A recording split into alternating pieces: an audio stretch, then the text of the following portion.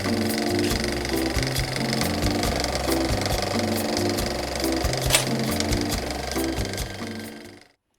guys, today I'm going to show you how to do the half double crochet, the double crochet, and the triple crochet. So I'm going to start with the half double crochet, and what you're going to do is, once you know the basic stitch, just like a normal stitch, it's kind of a little bit different. So what you're going to do is you're going to yarn the yarn over before you stick it into the hole.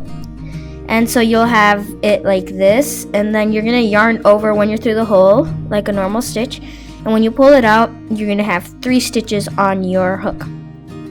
For a half double crochet, you're just going to pull through all of them. So that's how you do it, how to do a half double crochet.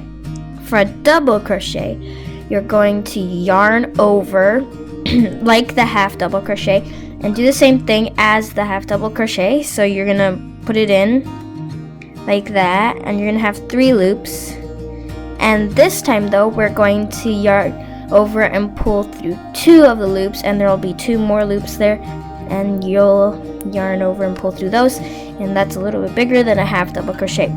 Then for the triple crochet, you're gonna yarn over twice before putting it in the hole, so like that, and then you're gonna put it into the hole, and then you're gonna yarn over and pull out, and you're gonna pull through the first 2 stitches like that, and then the second 2 stitches, and then the third 2 stitches, and that's why it's called a triple, because there's 3 times you have to pull it over.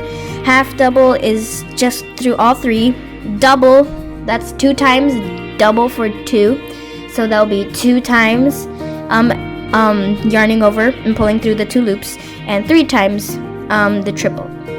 Okay, so then that's how you do those stitches, and I hope you guys get it quickly, and hopefully you'll enjoy my crocheting.